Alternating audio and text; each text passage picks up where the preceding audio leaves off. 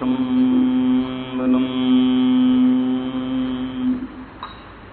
அரைசனி என்பர்க்கடியனீனுடைய அப்பனே ஆவியோடு ஆக்கி புரை புரை கணிய புகுந்து நின்றுருக்கி பொய்யிருள் கடிந்த மெய்ச்சுடரே திரைபரா மன்னம் அமுதத்தன் கடலே திருப்பெருந்துறை உரை சிவனே உரை உணர்விறந்து நின்று உணர்வதோர் உணர்வே யான் உன்னை உரைக்குமாறு உணர்த்தே. வேதநெறி தழைத்து வங்க மிகு சைவத்துறை விளங்க பூத பரம்பரை புலிய புனிதவாய் மலர்ந்து அழுத சீத வளவயர் புகழி திருஞான சம்பந்தர் பாதமலத் தலை கொண்டு திருத்தொண்டு பரவுவாம். திருநாவுக்கரசு வளதிருத்தொண்டின் நெறிவாழ வருஞானத்தவ முனிவர் வாகீசர் வாய்மை திகழ் பெருநாமச்சீர் பரவலுருகின்றேன் பேருலகில் ஒரு நாவுக்கு உரை செய்ய உண்ணாமை உணராதேன். நேசம் நிறைந்த உள்ளத்தால் நீளம் நிறைந்த மணிகண்டத்தீசன் அடியார் பெருமையினை எல்லா உயிரும் தொலையெடுத்து தேசம் உய்ய திருத்தொண்டத் தொகை முன் பணித்த திருவாளன் வாசமலர் மென்கழல் வணங்க வந்த பிறப்பை வணங்குவாம். எழுதருமறைகள் தேரா இறைவனை எல்லிக்கங்குல் பொழுதொரு காலத்து என்றும் பூசனை விடாது செய்து தொழுதுகை தலைமேல் ஏற துளும்பு கண்ணீரின் மூழ்கி அழுது அடியடைந்த அன்பன் அடியவர்க்கு அடிமை செய்வாம். துக்கு சீர் திருத்தொண்டத் தொகை விரிவாக்கி நான் சொல்ல வல்ல பிரான் எங்கள் பாக்கிய பயனாம் பதிக்குன்றை வாழ் சேக்கிழாரடி சென்னி இருத்துவாம். எல்லாம் வல்ல இறைவனுடைய திருவருட்கருணையும் குருவருளும் முன்னின்று அருள் செய்ய தெய்வ சேக்கிழார் பெருந்தகையருடைய திருத்தொண்டர் புராணமாகிய ஞான நூலினை தொடர்ந்து சிந்திப்பதற்கும் வழிபாடு செய்வதற்கும் வாய்ப்பு கிடைக்கப்பட்டிருக்கின்றது. அவ்வகையிலே குருவருளையும் திருவருளையும் மனமொழி மெய்களாலே வணங்கி வருகிருந்திருக்கின்ற அடியார் பெருமக்களுடைய திருவடிகளை பணிந்து இன்றைய சிந்தனையை சிந்திக்க முற்படுகின்றோம். நாம் கடந்த வகுப்பில் பாயிரம் என்ற பகுதியில் அமைய பெற்ற வகையில் உலகெல்லாம் உணர்ந்து ஓதற்கரியவன் என்கின்ற பாடலை சிந்தித்து மலர்சிலம்படி வாழ்த்தி வணங்குவாம் என்று வணங்கி மனித பிறப்பினுடைய பயன் அம்பலத்து ஆடுகிற பெருமானுடைய திருவடியை வணங்குதல் என்ற வகையில் இரண்டாவது பாடலை சிந்தித்து விநாயகப் பெருமானுக்குரிய வணக்கத்தை எடுக்குமாகதை இன்தமிழ் செய்யுளாய் என்ற வகையில் கடற்கடிற்றை கருத்துள் இருத்துவாம் என்று கருத்துள் இருத்தி இறைவனை வணங்குகின்ற நாயன்மார்களுடைய சொன்மலர் நுகர் தரு புனிதர் பேரவை உலகினில் விளங்கி வெல்க என்று அடியார் திருக்கூட்டத்தை வணங்கி அவையடக்கம் என்ற வகையில் அடியார்கள் அளவில்லாதவர்கள், அவருடைய பெருமை அளவுக்குட்படுவது அல்ல. அப்படி அளவில்லாத அடியாருடைய பெருமையை நான் சொல்லுகிறேன்.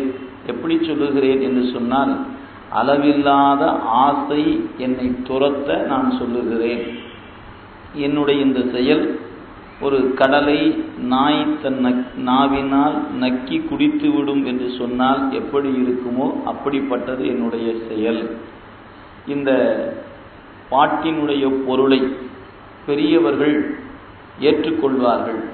எதனால் என்று சொன்னால், சொல்லுகின்ற என்னை காட்டிலும் என்னால் சொல்லப்படுகிற பொருள் உயர்ந்த பொருள் என்பதனால் மெய்ப்பொருளுக்கு உரியோர் தங்களுடைய மேன்மை காரணமாக இந்த உண்மை பொருளை ஏற்றுக்கொள்வார்கள்.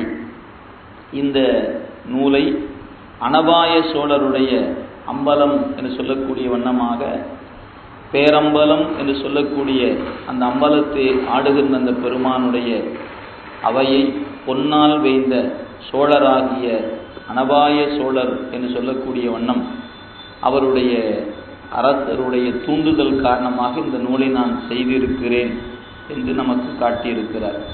இவற்றுக்கெல்லாம் மேலாக இந்த நூலை ஆசை என்ற காரணத்தினால் சொல்லிவிட முடியுமா அப்படின்னு கேட்டால், ஆசை இருப்பவர்களெல்லாம் சொல்லி விட முடியாது. ஆனால் அந்த ஆசை எல்லாம் வல்ல இறைவன் அதை ஏற்றுக்கொண்டான் என்பதனால இறைவன் எவ்வாறு ஏற்றுக்கொண்டார் என்று நினைக்கின்ற பொழுது, உலகெல்லாம் என்று இறைவன் அடியெடுத்து கொடுத்த அந்த தொடரே இவர் இந்த புராணத்தை பாடுவதற்கு போதிய அடிப்படையாக இருப்பது என்பதை 9வது பாடல்ல நமக்கு காட்டுகிறார். அருளின் நீர்மை திருத்தொண்டர் அறிவரும் தெருளில் நீர் இது செப்புதற்கு ஆம் எனில், தெருளில் நீர் இது செப்புதற்கு ஆம் எனில், வெருளில் மெய்மொழி வான்நிழல் கூறிய பொருளின் ஆகும் என புகழ்வாம் அன்றே. இந்த அடியார் பெருமையை நீங்கள் சொல்ல முற்படுகிறீர்கள், ஆசையின் காரணமாக சொல்லுகிறேன் என்று சொன்னால், ஆசைப்படுகின்றவர்களெல்லாம் சொல்லிவிட முடியுமா அப்படின்னு ஒரு வினாவை எழுப்பி அதுக்கு விடை சொல்லும் முகத்தானாக சேக்கிழார் பெருந்தகை இந்த 9வது பாடல்ல, தெருளில் நீர் இது செப்புதற்கு ஆம் எனில், நீங்க இந்த புராணத்தை சொல்லலாமா அப்படின்னு கேட்டா, வெருளில் மெய்மொழி வான்நிழல் கூறிய பொருளின் ஆகும். இறைவன் அசரீரி வாக்காக உலகெல்லாம் என்று அடியெடுத்து கொடுத்ததனுடைய காரணமாக இந்த நூலை நான் சொல்லுவதற்கு எனக்கு அந்த கருணையை இறைவன் எனக்கு வழங்கியிருக்கிறான் என்பது 9வது பாடல். நாம் கடந்த வகுப்பில் 8 பாடல் சிந்தித்திருந்தோம். இந்த 9வது பாடல்ல சேக்கிழார் பெருந்தகை இந்த புராணத்தை நான் பாடுவதற்கு வெறும் ஆசை மட்டும் காரணம் அல்ல. ஏன்னா முன்ன சொல்லிட்டாரு, அங்க தொடங்கும் போதே அளவில் ஆசை துறப்ப அறைகுவேன் என்று நமக்கு 5வது பாடல்ல சொல்லிட்டார். ஆக 5வது பாடலில் ஆசை காரணமாக சொல்லுகிறேன் என்று அருளிய சேக்கிழார் பெருந்தகை இங்க 9வது பாடல்ல அந்த ஆசைக்கு இறைவன் அங்கீகாரம் கொடுத்திருக்கிறார். அவர்தான் இவர் போய் எல்லா செய்திகளையும் திரட்டி நேரில் சென்றும் கல்வெட்டுகள் ஆய்வுகளை எல்லாம் எடுத்துக்கொண்டும் மக்கள் சொல்லிய வரலாற்றுகளை எடுத்துக்கொண்டு இப்படி எல்லாம் திரட்டி கொண்டு போய் அம்பலவாணனுடைய திருவடியில வைத்து விண்ணப்பம் செய்த பொழுது இறைவன் உலகெல்லாம் என்று அடியெடுத்து கொடுக்க இவர் இந்த நூலை நமக்கு அருள் செய்திருக்கிறார். எனவே அந்த பெருமானுடைய வாக்கு நம் வாக்கு போல் அல்ல. நம்முடைய வாக்கு மாயாகாரியமாகிய வாக்கு, இறைவனுடைய வாக்கு அப்படிப்பட்டது அல்ல என்பதனால மெய்மொழி, அது எப்படிப்பட்ட மெய்மொழி அப்படின்னு கேட்டா, வெருளில் மெய்மொழி. வெருள் என்றால் மயக்கம், வெருள் இல் என்பதனால மயக்கமில்லாத மொழி. எனவே அவருடைய இறைவன் அருளிய மொழி என்பதனால அந்த தன் திருவாக்கினால் உலகெல்லாம் என்று அடியெடுத்து கொடுத்த காரணத்தினால் நான் இந்த நூலை பாடுகின்றேன் என்று தனக்கு ஒரு பாதுகாப்பை செய்து கொண்டார். அதாங்க அவையடக்கம். எனவே இதுவரை சொல்லப்பட்டது அவையடக்கம். இறைவன் அடியெடுத்து கொடுத்த காரணத்தினால் தொண்டர் பெருமையை சொல்வதற்கு அவருடைய கருணையினால் நான் முற்படுகிறேன் என்று வான் நிழல் கூறிய பொருளின் ஆகும். வான் நிழல் என்பது நாம நினைக்கிறோம், பின்னாடி வந்த மீனாட்சி சுந்தரம் பிள்ளை அவர்கள், மகாவித்வான் மீனாட்சி சுந்தரம் பிள்ளை அவர்கள் சேக்கிழார் பிள்ளைத்தமிழ் என்று ஒரு நூல் செய்திருக்கிறார். அந்த நூலை சொல்லும் பொழுது உலகெல்லாம் என்ற ஒரு சொல்லை மட்டும் இறைவன் சேக்கிழாருக்கு எடுத்து கொடுக்கல. அது நம்ம காதுக்கு கேட்கிற மாதிரி சொன்னது அந்த ஒரு சொல் மட்டும்தான். ஆனா முழுமையும் சேக்கிழாருக்கு இறைவன் எடுத்து கொடுத்தார் என்று பிள்ளைத்தமிழ்ல பதிவு செய்வார். ஏன்னா நீங்க நூலை படிக்கும்போது வெறும் அந்த ஒரு சொல்ல வச்சுக்கிட்டு இப்படி பாட முடியுமா அப்படின்னு கேட்டா நிச்சயமாக பாட இயலாது. அப்ப என்ன, நாமெல்லாம் கேட்கிற மாதிரி உலகெல்லாம் என்ற ஒரு சொல்ல சொல்லி போட்டு சேக்கிழார் மட்டும் கேட்கிற மாதிரி எல்லாத்தையும் சாமி சொல்லிட்டாரு என்பது மகாவித்வான் அவருடைய கருத்துல பதிவு செய்திருக்கிறார். அது நீங்க இந்த நூலை முழுமையா படிக்கும்போது நாம் அந்த உண்மையை உணர்ந்து கொள்வோம். கண்டிப்பா இது வெறும் கல்வெட்டு குறிப்புகளை வைத்து பாட இயலாது. இது எல்லாவற்றுக்கும் மேலாக ஒரு திருவருட் கருணை அவருக்குனே தனியாக நின்று அவருக்கு உணர்த்தி இருக்கிறது என்பதை நாம் நிச்சயமாக இந்த நூலை படித்து நிறைவு செய்வதற்குள் நாம் உணர்ந்து விடலாம். இதுவரைக்கும் அவையடக்கம். நீ நூல் பயன், இந்த நூலை நாம படித்தா என்ன பயன் என்பதை 10வது பாடல பதிவு செய்கின்றார் நம்முடைய சேக்கிழார் பெருமான். இங்கிதன் நாமம் கூறின் இவ் உலகத்து முன்னாள் தங்கு இருள் இரண்டில் மாக்கள் சிந்தையுள் சார்ந்து நின்ற பொங்கிய இருளை ஏனை புற இருள் போக்குகின்ற செங்கதிரவன் போல் நீக்கும் திருத்தொண்டர் புராணம் என்பாம். இந்த நூலுக்கு சேக்கிழார் பெருந்தகை வைத்த பெயர் திருத்தொண்டர் புராணம் என்பாம். திருத்தொண்டர் புராணம் என்பதற்கு நாம் முன்னையே பொருள் சிந்தித்து இருக்கிறோம். தொண்டர்கள் என்றால் மாறாதவர்கள். எந்த தொண்டர்கள்? சிவபெருமானை முதன்மையாக கொண்டிருக்கின்ற தொண்டர்கள். எனவே திருத்தொண்டர் என்று அவர்கள் கொண்ட கொள்கையில் மாறாது இருப்பவர்கள். அப்படி மாறாது இருக்கக்கூடிய தொண்டருடைய வரலாற்றை சொல்வதுதான் இந்த நூல் என்பதனால இந்த நூலுக்கு திருத்தொண்டர் புராணம் என்று காட்டியிருக்கிறார். இந்த பாடல்ல ஒரு வியப்பு என்ன அப்படின்னு கேட்டிங்கன்னா, நம்முடைய சித்தாந்த நூல் நாம் படிக்கிறோம், திருமுறைகள் முன்னே நிறைய பார்க்கிறோம். இது எல்லாவற்றிலும் இறைவனை சூரியன் என்று சொல்வது உண்டு. இறைவனை சூரியன் என்று சொல்வது, நீங்கள் உதாரணம் திருவாசக பாட்டில் எடுத்து பார்த்தீங்கன்னா, இன்று எனக்கு அருளி இருள் கடிந்து உள்ளத்து எழுகின்ற ஞாயிறே போன்று, இறைவன் ஞாயிறு போன்று அப்படின்னு சொன்னார். அருணன் இந்திரன் திசை அணுகினன் இருள் போய் அகந்தது உதயம் நின் மலத்திரு முகத்தின் கருணையின் சூரியன் எழ எழ நயன கடிமலர் மலர மற்ற அன்னலம் கண்ணாம். அதுபோலவே திறன் நிறை அறுபதம் முரள் வரும் அப்படின்னு மணிவாசகரும் பதிவு செய்திருக்கிறார். இறைவனை சூரியன் அப்படின்னு சொல்லுது. சேக்கிழார் பெருமானே இறைவனை சூரியன் என்று காட்டுகிற இடம் பல இடம் உண்டு. ஆனா இந்த அவையடக்கம் கடந்து நிற்கக்கூடிய இந்த நூல் பயன் அப்படிங்கிற இதில் என்ன காட்டியிருக்கிறார் அப்படின்னு கேட்டீங்கன்னா, சூரியனை வணங்குகிற நிலை ஒன்று உண்டு, இறைவனையே சூரியனாக காட்டுவது உண்டு. அடுத்து ஆசிரிய பெருமக்களை, ஞானாசிரியர்களை சூரியன் என்று சொல்வது உண்டு. பண்டை மறை வண்டரற்ற பசுந்தே ஞானம் பரிந்து ஒழுக சிவகந்தம் பறந்து நார கண்ட இருதய கமல முகைகளெல்லாம் கண்திறப்ப காசினி மேல் வந்த அருட்கதிரோன் மெய்கண்ட தேவநாயனார். அப்படி மெய்கண்ட தேவநாயனாரை போற்றும் பொழுதும் சரி, இவ்வாறு போற்றுவதை நாம் பார்க்கிறோம். அப்ப ஆசிரியரை முதல்ல இறைவனை சூரியன் என்று காட்டினார் மணிவாசகர் பெருமான். அதுக்கு அடுத்து பார்த்தீங்கன்னா, மெய்கண்ட தேவநாயனாராகிய ஞானாசிரியரை சூரியனாக காட்டுகின்றார். பின்னால் வந்தார் நம்முடைய அருள்நந்தி சிம் போன்ற பெருமக்கள். சேக்கிழார் பெருந்தகை என்ன செய்திருக்கிறார் கேட்டீங்கன்னா, திருத்தொண்டர் புராணம் என்ற நூலே சூரியன்ட்டார். இதுல என்ன வியப்புன்னு கேட்டீங்கன்னா, இறைவன் சூரியன் என்று சொல்லுகின்ற மரபு இருக்கிறது, குருநாதரை சூரியன் என்று சொல்லுகிற நிலை இருக்கிறது. இந்த நூலே சூரியனை போல.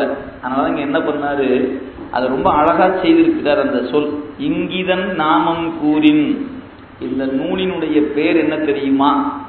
அந்த பேரை சொன்னா போதுங்க. இங்கு இதன் நாமம் கூறின், அந்த நாமத்தை சொன்னா, இவ்வுலகத்து முன்னாள் தங்கு இருள் இரண்டில், இந்த உலகத்துல 2 இருள் இருக்கிறது.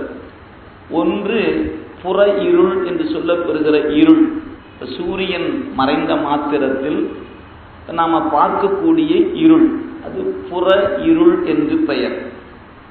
இன்னொரு இருள் இருக்கிறது, அந்த இருள் அக இருள் என்று பெயர். புற இருள் கண்ணுக்கு தெரியும், அக இருள் கண்ணுக்கு தெரியாது.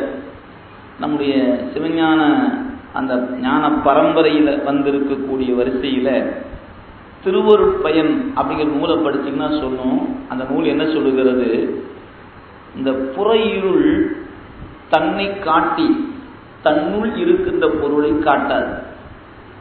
இப்ப நம்ம ஒரு இடத்துக்கு அங்க பார்க்கிறோம், விளக்கினுடைய வெளிச்சம் அந்த இடத்துல விழலைன்னா அந்த இடத்த பார்க்கும்போது என்ன சொல்லுவோம், ஒரே இருட்டா இருக்குதுங்க அப்படின்னு சொல்லுவோம். அந்த இருட்டா இருக்கிற இடத்தில் என்ன பொருள் இருக்கிறது என்று நமக்கு தெரியாது. அதனால நம்ம என்ன சொல்லுவோம், இருட்டாக இருக்கிறது, ஒரே இருளுங்க. கும்முன்னு இருக்குது இருட்டு அப்படின்போம். அப்ப இருட்டு தான் தெரிகிறது, அதற்குள் இருக்கிற பொருள் தெரிவது இல்லை. எப்ப? இந்த இருட்டை பொறுத்தவரை இதுதான் புற இருள் என்று பேர். இன்னொரு இருள் இருக்கிறது, அது அக இருள். அது என்ன பண்ணுன்னு கேட்டீங்கன்னா, தன்னையும் காட்டாது, தன்னுள் இருக்கிற பொருளையும் காட்டாது. இப்ப 2 இருள்னு சொல்றாரு சேக்கிழார் பெருமான். இது பின்னாடி ஞான சாஸ்திரம் போன்ற நூல்கள் சேக்கிழார் பெருமானுக்கு பின்தான் வந்தது. ஆனா சேக்கிழார் பெருமான் சைவ சித்தாந்தத்தை எவ்வளவு நுட்பமாக எடுத்து காட்டுகிறார் என்பதை நீங்க எண்ணி பார்க்க வேண்டும். உலகத்துல 2 இருள் இருக்கிறது. ஒரு இருள் தன்னை காட்டி தன்னுள் இருக்கிற பொருளை காட்டாது. இன்னொரு இருள் தன்னையும் காட்டாது, தன்னுள் இருக்கிற பொருளையும் காட்டாது. அதனாலதான் இரண்டையும் காட்டாது இது அப்படிம்பார். திருவருட்பயன் படித்தவனுக்கு தெரியும், இரண்டையும் காட்டாது இது. ஏன் எது இரண்டையும் காட்டாது? அங்க 2 என்பது தன்னையும் தன்னுள் இருக்கிற பொருளையும். ஆணவம் என்கிற இருள் தன்னை காட்டாது, தன்னுள் படிந்திருக்கிற ஆன்மாவையும் காட்டாது. தெரிஞ்சு பார்த்துங்க, வெளியில் இருக்கிற பகையே நம்மால வெல்ல முடியலையே, உள்ள இருக்கிற பகையை எப்படிங்க வெல்வது? வெளியே இருக்கிற இருட்டை நீக்கிறதே படாத பாடா இருக்குது. இதை வேற உள்ள ஒரு இருள், அது அதாவது கண்ணுக்கு தெரிந்த பகை புற இருள், கண்ணுக்கு தெரியாம இருக்கிற இருள் என்பது உள்ளே இருக்கக்கூடிய இருள். எனவே வெளியே இருக்கிற இருளே நமக்கு வெல்வதற்கு கடினம் சொன்னா, கண்ணுக்கே புலப்படாத ஒரு பகை, இப்ப இருளை பகை என்று வைத்துக் கொண்டால், கண்ணுக்கு தெரிந்து ஒரு பகைவன் இருக்கிறான், அவன் சூரியன் வந்தால் போயிடுவான். ஆனா கண்ணுக்கே தெரியாம ஒரு பகைவன் இருக்கிறான், அவன் நெஞ்சுக்குள்ள இருக்கிறான். அவன் எப்ப சார் போவான்னார்? இறைவனாகிய சூரியன் வந்தா போவான், ஞானாசிரியனாகிய குருநாதன் வந்தா அந்த இருள் போகும். இன்னொன்று, திருத்தொண்டர் புராணம் என்கிற ஒரு சொல்லை நீங்கள் சொன்னால் இருள் நீங்கும். அதுதாங்க இந்த நூல்ல சேக்கிழார் பெருமான் நமக்கு அமைத்து காட்டியிருக்கிறது. திருத்தொண்டர் புராணம்னு சொல்லுங்க போதும், அது உங்களுக்கு இருளை நீக்கி கொடுக்கும். அந்த சொல் அக இருளை நீக்கி கொடுக்கும். அப்படியே அப்பரசாமி வாக்கு போனீங்கன்னா, இல்லக விளக்கது இருள் கெடுப்பது, சொல்லக விளக்கது சோதி உள்ளது, பல்லக விளக்கது பலரும் காண்பது, நல் அக விளக்கது சொன்னார் பாருங்க. அந்த நல் அக விளக்கது நமச்சிவாயவேனர். அந்த 5 எழுத்து மந்திரத்தை போலவே திருத்தொண்டர் புராணம், திருத்தொண்டர் புராணம், திருத்தொண்டர் புராணம் அப்படிங்கிற சொல் நம் நெஞ்சுக்குள் கிடக்கின்ற அக இருளை நீக்கும். அந்த இருளுக்கு என்ன அடை கொடுத்திருக்கிறார் பாருங்க. தங்கு இருள் 2இல் உலகத்துல 2 இருள் தங்கி இருக்கிறது. ஒன்னு வெளியே தங்கி இருக்குது, இன்னொன்னு உள்ளுக்குள்ள தங்கி இருக்கிறது. எனவே தங்கு இருள் 2இல் மாக்கள்னர், மக்கள்னு சொல்லுங்க, மாக்கள்னர். யாரை மாக்கள் என்று சொல்லலாம் அப்படின்னு கேட்டா, 6வது அறிவை பயன்படுத்தாதவர்கள் மாக்கள்னு பேர். ஆனா வள்ளுவ பெருமான் செவியில் சுவை உணர்தல் இன்றியமையாத ஒன்று. வாய்ச்சுவையை மட்டும் உணர்ந்து செவியின் சுவையை உணராதவர்கள் மாக்கள்னர். செவி இன்பம் தான் இன்பம், வாயில சாப்பிடுகிற பொருள் இன்பம் அல்ல. கேட்டல் இனிமையான, கற்றல் இனிமை, கற்றலை விட கேட்டல் அதை விட இனிமையான. எனவே கற்றல் கேட்டல் உடையார் பெரியார் கடல் என்பார் திருஞான சம்பந்தர் பெருமான். கற்றல் கேட்டல் உடையார் பெரியார். யார் பெரியவங்க கேட்டா, நூல்கள், ஞான நூலை படிப்பவர்கள் பெரியவர்கள், ஞான நூலை கேட்பவர்கள் பெரியவர்கள். அந்த கற்றல் கேட்டல் உடையார் பெரியார் என்று நம்முடைய திருஞான சம்பந்த பெருமான் முதல் பதிகத்திலேயே பதிவு செய்து விடுகிறார். அந்த வகையில இங்க சொல்லுகின்றார், இவ்வுலகத்து முன்னாள் தங்கு இருள் 2இல் மாக்கள் சிந்தையுள் சார்ந்து நின்று பொங்கிய. அந்த இருளுக்கு அடை எப்படி கொடுக்க பாருங்க, சார்ந்து. சைவ சித்தாந்தம் படித்தவங்களுக்கு தெரியும், ஆணவ மலத்துக்கு சகச மலம்னு பேர். எப்ப உயிர் இருந்துச்சோ அப்பவே அதனோடு இந்த மலம் இருந்துச்சு. அதனால உடன் இருந்தது என்பதனால ஆணவ மலத்துக்கு சகச மலம் என்று பெயர். இந்த கண்மம் மாயை என்கிற 2 மலத்துக்கும் இடையில் வந்தது அப்படின்னு பேர். ஆகுந்த மலம் அதுக்கு பேர். இடையில் வந்துச்சுன்னா இடையில போகும், இருக்கிறது எப்பவும் இருக்கும்.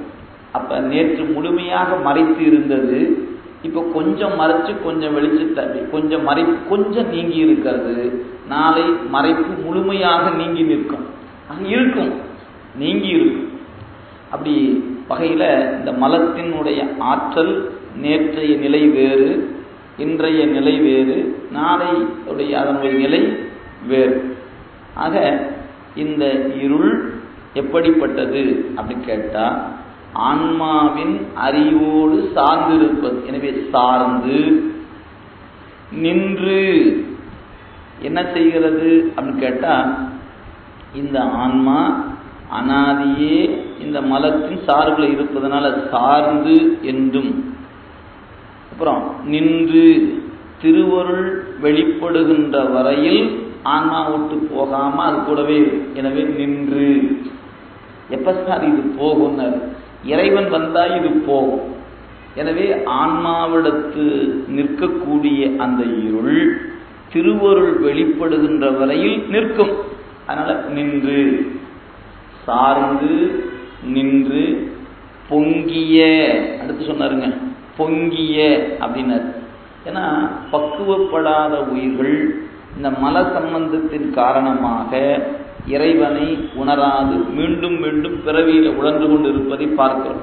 அதனால பொங்கிய அப்படின்னு ஒரு குறிப்பை கொடுத்திருக்கிறார். எனவே உயிர்களை இவ்வாறு மூவகை பிறப்புல சொல்லப்பெறுகின்ற வகையில பல பல பிறப்புகளுக்கு உட்படுத்துகின்ற வண்ணமாக இந்த உயிர் மல சார்பின் காரணமாகவே மீள மீள பிறந்து இறந்து கொண்டிருக்கிறது. அதை குறிக்கும் வண்ணமாக அந்த மலம் ஆன்ம அறிவை மறைக்கும் என்பதனால பொங்கியனர். சார்ந்து நின்று பொங்கிய அது சொன்னார். இருளை, இந்த அறிவுக்குள்ள தங்கி இருக்கக்கூடிய இந்த இருளை ஏனைய புற இருள் போக்குகின்ற செங்கதிரவன் போல். அப்ப வெளியே இருக்கக்கூடிய இருள் செங்கதிரவன் வந்தால் நீங்கும். அறிவுக்குள்ள இருக்கக்கூடிய சார்ந்து நின்று பொங்கி நிற்கக்கூடிய இருளை எவ்வாறு போக்கலாம் என்று சொன்னால், திருத்தொண்டர் புராணத்தின் வழியாக அந்த புற அகையிருளை நாம் என்ன செய்து கொள்ளலாம்? முழுமையாக நீக்கிக் கொள்ளலாம். எனவே திருத்தொண்டர் புராண நூலை ஆசிரிய பெருந்தகை செங்கதிரவன் என்று காட்டுகிறார். அதான் செங்கதிரவன் போல் திருத்தொண்டர் புராணம் என்பான். அப்ப இந்த நூல் படிப்பதின் பயன் என்ன அப்படி யாராவது நம்ம கேட்டா, ஆன்மாவின் அறிவில் அனாதி காலம் தொட்டு அதனோடு சார்ந்து நின்று பொங்கி இருக்கக்கூடிய இருளை போக்குகின்ற ஆற்றல் திருத்தொண்டர் புராணம் என்ற நூலுக்கு உண்டு. அப்படிதான் நூலினுடைய பயன். ஆக இதுகாரும் நமக்கு பாயிரம் என்ற பகுதியில வைத்து காட்டிட்டார். இனி நமக்கு இப்பதான் பாயிரம் முடித்து விட்டு நூலுக்குள்ள போகணும். 13 சருக்கத்தை இந்த நூல் கொண்டிருக்கிறது. முதல் சருக்கம் திருமலை சருக்கம் என்று பெயர். சருக்கம் என்பது அந்தந்த பாடலுடைய முதல் வரியை எடுத்துக்கொண்டு அந்த முதல் சொல்லை வைத்துக்கொண்டு சேக்கிழார் பெருமான் இந்த நூலுக்கு பெயர் வைத்திருக்கிறார். திருத்தொண்ட தொகையாகிய பதிகத்துல முதல் பாடல் தில்லைவாழ் அந்தணர்தம் அடியார்க்கும் அடியேன். எனவே தில்லைவாழ் அந்தணர் சருக்கம். இரண்டாவது பாடல் இலை மலிந்த வேல் நம்பி எரிபத்தற்கடியேன், இலை மலிந்த சருக்கம். மூன்றாவது பாடல் மும்மையால் உலகாண்ட, எனவே மும்மையால் உலகாண்ட சருக்கம். இப்படி ஒவ்வொரு சருக்கத்துக்கும் அந்த பாட்டினுடைய முதல் சீர் எடுத்துக்கொண்டு அல்லது 2 சீர் முதல் அடி என்று எடுத்துக்கொண்டு பெயர் வைத்திருக்கிறார். இப்ப இந்த பகுதிக்கு திருமலை சருக்கம் என்று பெயர். இது 11 பாட்டுக்கு 11 சருக்கம். ஆனா இந்த நூல் மொத்தம் 13 சருக்கத்தை கொண்டிருக்கிறது. எப்படி 2 சருக்கம் இணைந்தது அப்படின்னு கேட்டா, திருத்தொண்ட தொகையை பாடுவதற்கு நம்பி ஆரூரர் இந்த மண்ணில் வந்து தோன்றி பதிகம் பாடினார். பதிகத்தை வைத்து சருக்கத்தை வகுத்து காட்ட போறார். ஆனால் இந்த கைலாய மலையிலிருந்து நம்பி ஆரூரர் மண்ணுக்கு வந்தார் என்பதை சொல்வதற்கு ஒரு பகுதி வேண்டும். அவர் இதனால தான் வந்தார் என்று சொல்லுவதற்கு ஒரு இடம் என்பதனால இந்த நூல் முதல் சருக்கத்தை கைலாய மலையிலிருந்து தொடங்குகிறது. நாம் இதுவரைக்கும் பார்த்தது அவையடக்க பகுதியும் பாயிரம் என்று சொல்லக்கூடிய பகுதியை தான் பார்த்திருக்கிறோம். நூல் அப்படின்னு எடுத்துக்கொண்டா இனிமேல் கொண்டுதான் போறோம். இதுவரைக்கும் வந்தது அந்த பாயிர பகுதிக்குள்ள அடங்கிவிடும். நூலுக்குள்ள நுழைகின்ற பொழுது முதல் பகுதி திருமலை சருக்கம், கைலாய மலையில என்ன நடந்துச்சு அப்படின்னு சொல்ல போறார். இந்த கைலாய மலையில நடந்த நிகழ்வை நமக்கு காட்டி அதன் பிறகு தாங்க ஒவ்வொரு சருக்கமாக நமக்கு காட்ட போறார். கடைசியா முடிக்கும் போது வெள்ளானை சருக்கம் என்று பெயர். எனவே சுந்தரர் திருக்கையிலையில இருந்து நம்முடைய திருநாவலூருக்கு வந்து தோன்றினார். பிறகு அவர் இறைவனுக்கு எப்படி ஆட்பட்டார், இறைவன் இவரை எங்கெல்லாம் வருமாறு பணித்தார், எப்பொழுது திருத்தொண்ட தொகை அருளினார் அப்படிங்கிற பகுதி வரைக்கும் திருமலை சருக்கத்துக்குள்ள வச்சுட்டார். அதை எப்படி நீங்க பார்க்கலாம் அப்படின்னு கேட்டா, நம்பி ஆரூரருடைய அவதாரத்தினுடைய நோக்கம் இந்த பதிகத்தை பாடுவது, திருத்தொண்ட தொகை என்கிற பதிகம். இப்ப நம்ம மாணவர்கிட்ட, ஒரு தமிழ் படிக்கக்கூடிய மாணவன்கிட்ட கேட்டா இடம் சுட்டி பொருள் விளக்குன்னு சொல்லுவாங்க. இப்ப இந்த வரியை கொடுத்த தில்லைவாழ் அந்தனதம் அடியாருக்கும் அடியேன் இடம் சுட்டி பொருள் விளக்கு அப்படின்னு சொன்னா என்ன சொல்லுவோம்? இது திருவாரூரில் தேவாசிரியனாகிய திருக்காவனத்தின் முன்பு புற்றிடம் கொண்ட ஈசர் அடியெடுத்து கொடுக்க நம்பி ஆரூரர் பாடி அருளிய தேவாரம் அப்படின்னு நம்ம விரிவா சொல்லலாம். இன்னும் கொஞ்சம் விரிவா சொல்லுங்களேன் அப்படின்னா, இந்த திருவாரூர் எங்க இருக்கிறது அப்படின்னு சொல்லணும். திருவாரூர் எங்க இருக்குது? சோழ நாட்டில் இருக்குது அப்படின்னு சொல்லணும். அப்ப இந்த இடத்தை சுற்றும் பொழுது முதல்ல சொல்லக்கூடிய முறையில சோழ நாடு, அப்புறம் திருவாரூர். திருவாரூர்ல இந்த கோயில் எங்க இருக்குது? இந்த இடத்துல கோயில் இருக்கிறது. கோயிலுக்கு நுழைஞ்சோன்னே அந்த திருக்காவனம் எங்க இருக்குது? அதான் இங்க இருக்குது பாருங்க. இப்படி நம்மை அப்படியே கைப்பிடித்து கூட்டிக் கொண்டு செல்வது போல சேக்கிழார் பெருமான் இந்த நூலை நமக்கு காட்டுகிறார். அப்ப பார்க்கும் பொழுது இடம் சுட்டி பொருள் விளக்குதல் போல இப்ப திருத்தொண்ட தொகை பாடப்பட்ட இடம் இதோ இந்த காவனத்தின் முன்புதான் பாடினார் அப்படின்னா, எங்க கைலாய மலையில் இருந்தார்னு சொன்னீங்க, இங்க எப்படிங்க வந்தாரு அப்படின்னா, அப்ப கைலாய மலையில் இருந்தது சொல்லணும். அதனால இந்த பகுதி என்ன எடுத்துக்கொண்டார் சேக்கிழார் பெருமான்?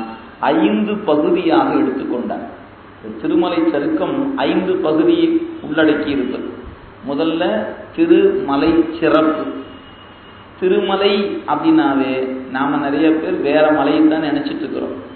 திருமலை திருமலை அப்படின்னா உண்மையிலேயே சேக்கிழார் பெருமான் திருமலை என்றால் கைலாய மலைக்குத்தான் திருமலை என்று பெயர். இப்ப நாம சொல்ல திருமலை என்பதெல்லாம் நூல்ல இல்ல, நாம பின்னாடி ஆக்கிக்கிட்டோம். வேங்கடம் முதல் குமரி வரை, வேங்கடம் முதல் குமரி வரை அப்படித்தாங்க நூல்லாம் பதிவு செய்திருக்கிறது. நம்ம ஆள் தான் என்ன பண்ணிட்டாங்க, திருவேங்கடம் திருவேங்கடம் என்று ஆக்கி வேங்கடத்தை கட் பண்ணிட்டு கடைசி திருமலை ஆக்கிட்டாங்க. திருமலைன்னு சொன்னா அது கைலாய மலை தான் திருமலை, மற்ற மலைகள் திருமலை அல்ல, அதுக்கு திருவேங்கட மலைன்னு பேர். இதான் உள்ளது. அதுக்குள்ள ஆராய்ச்சி நமக்கு வேண்டாம், செய்திக்காக வைத்துக் கொள்ளுங்க. எனவே திருமலை அப்படின்னு எடுத்துக்கொண்டார். அது முதல் பகுதி. இரண்டாவதாக இந்த கைலாய மலையில் இருந்த ஆளாள சுந்தரர் மண் மீது வந்து தோன்றி திருப்பதியம் பாடப்போறார். எந்த பதியம்? திருத்தொண்ட தொகை என்கிற பதியம். எங்க பாடுறாரு? சோழ நாட்டில் திருவாரூர்ல பூங்கோயில்ல தேவாசிரியனாகிய காவனத்தின் முன்பு. இதை சொல்ல வருகிற சேக்கிழார் பெருமான் எப்படி செய்தாரு? முதல் சோழ நாட்டின் பெருமையை எடுத்துக்கொண்டார், ஒரு 40 பாட்டு. அதுக்கப்புறம் திருவாரூருடைய பெருமை ஒரு 50 பாட்டு. அதுக்கப்புறம் அந்த பூங்கோயில் அப்படிங்கிற அந்த காவனம் அதனுடைய பெருமை அது ஒரு 11 பாட்டு. இந்த இடத்துல தாங்க பாடினாரு அப்படின்னு சொல்லணும். இங்க எப்படி சார் பாடினாரு?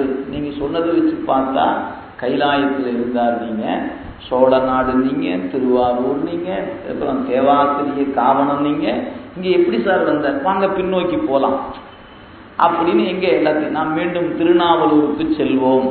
திருநாவலூர்ல திரு அவதாரம் செய்தார், வளர்ந்தார், வாழ்ந்தார், திருமணம் நடந்துச்சு, இறைவன் வந்தாரு, ஓலையை காட்டினாரு, நிறுத்தினாரு, வழக்கமானது போனாங்க, இறைவன் வெற்றி பெற்றார், அடிமை என்று நிரூபித்தார், என் பின்னாடியே வாங்க கூட்டிட்டு வந்தாரு, பிறகு கோயிலுக்குள்ள போனாரு, பாடினாரு, தில்லைக்கு வந்தாரு, தில்லை வணங்கும் போது ஆரூருக்கு வான சாமி கூப்பிட்டாரு, ஆரூருக்கு வந்தாரு, அங்கதாங்க இப்ப வந்தார், தான் இந்த இடத்துக்கு தான் வந்தார். இப்ப எப்படி இருக்கு பாருங்கன்னா, இந்த அமைப்பு, இந்த பிளாஷ்பேக் அப்படின்னு சொல்லுவாங்க பாத்தீங்களா, இன்னைக்கு நவீன நிலையில சொல்லுவாங்க பிளாஷ்பேக் அப்படின்றது.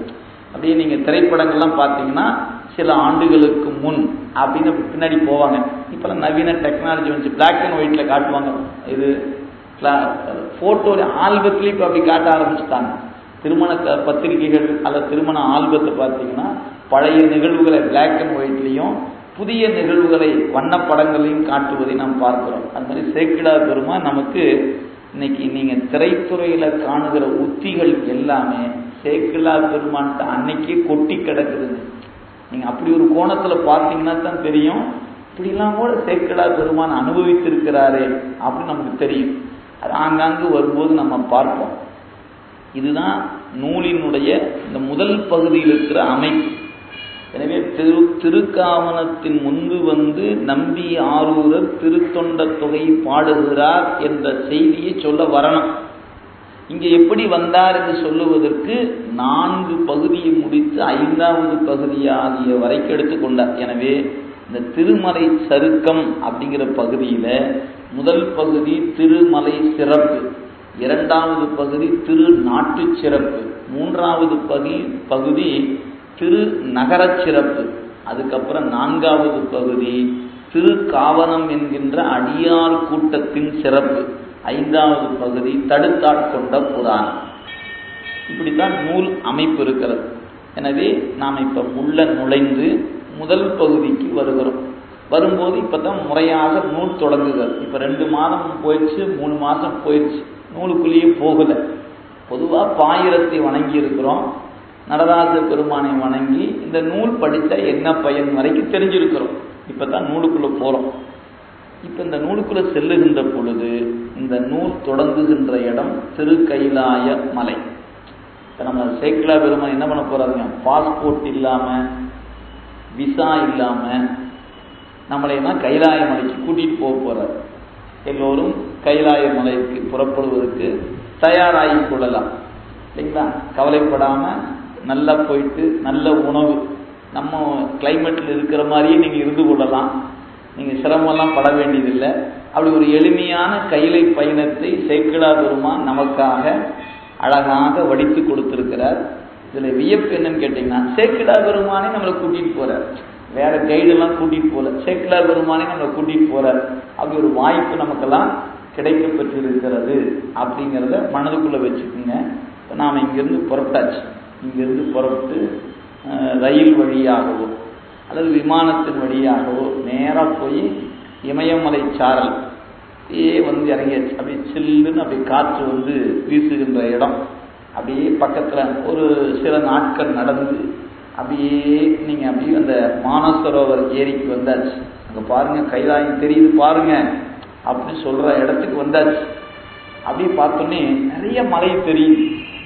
சார் கைலாயத்துக்கு வந்துட்டோமா அப்படின்னு நாமெல்லாம் சேர்ந்து கைடாக வருகிற சேக்கிழார் பெருமான்கிட்ட கேட்குறோம். அவர் சொல்றாரு, அதோ அங்க பாருங்க ஒரு மலை தெரியுதா? எங்க சார்? அங்கே தெரியுது பாருங்க. அப்படியே வெள்ளை வெள்ளைன்னு நிறைய மலை தெரியுதா? ஆமா சார், நிறைய மலை தெரியுது. அதுக்கு மத்தியில அப்படியே தங்கத்தை காட்சி ஊத்துன மாதிரி ஒரு மலை தெரியுதா? ஆமாங்க, அதுதான் என் திருக்கைலாயம்னார். எப்படி அந்த காட்சியை நமக்கு காட்டுகிறார் அப்படிங்கிறத நாம பார்க்க போறோம். எனவே முதல் சருக்கம் திருமலை சருக்கம்.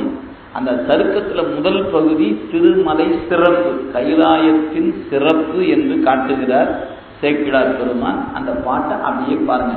நமக்கு அப்படியே கைலாயம் சென்று தரிசித்தவர்கள் என்ன உணர்வை பெற்றிருக்கிறார்களோ அதை சேக்கிழார் பெருமான் அப்படியே வடித்து கொடுத்திருக்கிறார். அவர் பெற்ற உணர்வு நாம பெற முடியாது. ஆனா நீங்க இந்த வரியை படிக்கும் போது அங்க போனவங்களுக்கு ஆமா இப்படித்தான் கைலாயம் இருக்குது அப்படின்னு சொல்லக்கூடிய வண்ணம் பாட்டு இருக்கிறது. சொல்றாரு பாருங்க. பொன்னின் வெண் திருநீரு புனைந்தது என, பொன்னின் வெண் திருநீரு புனைந்தது என, பன்னும் நீள் பனி மால்வரை பாலது, தன்னை யாவுக்கும் அறிவறியான் என்றும் மன்னி வாழ் கைலை திரு மாமலை. இந்த கைலாயம் எப்படி இருக்குதுன்னு கேட்டா, தங்க கட்டி இருக்கு பாருங்க. அந்த தங்க கட்டியின் மேல அப்படியே வெள்ளவெளியேன்னு இருக்கிற திருநீரை அப்படியே தூவி விட்டீங்கன்னா எப்படி இருக்கும், அது மாதிரி இருக்குங்க கைலாயம்னு.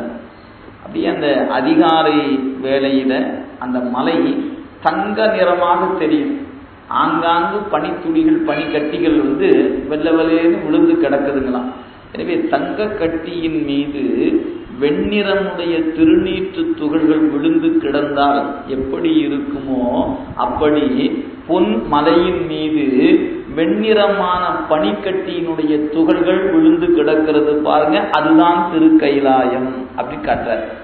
பொன்னின் வெண் திருநீரு புனைந்தது என, தங்க கட்டி திருநீற்றை புனைந்தால் எப்படி இருக்குமோ அப்படி பன்னு நீள் பனி மால்வரை பாலது, நீண்டு இருக்கின்ற பனிமலை. ஏனைய இடங்கள்லாம் வெள்ளவெளியா தான் இருக்கும், பொன்னிறம் தெரியாது. ஆனா அந்த ஒரு மலை மட்டுமே பொன்னிறமாக தோன்றி இருக்கும். அவ்வப்போது வெண் துகள்களாக பனிக்கட்டிகள் கிடப்பதையும் பார்க்கலாம். முழுமையாக தங்கமாகவும் பார்க்கலாம். கொஞ்சம் தங்கம், கொஞ்சம் அப்படியே வெள்ளவெளியேன்னு பனிக்கட்டிகள் விழுந்து கிடக்கிற அந்த காட்சியும் அந்த கைலாய மலையில உண்டு.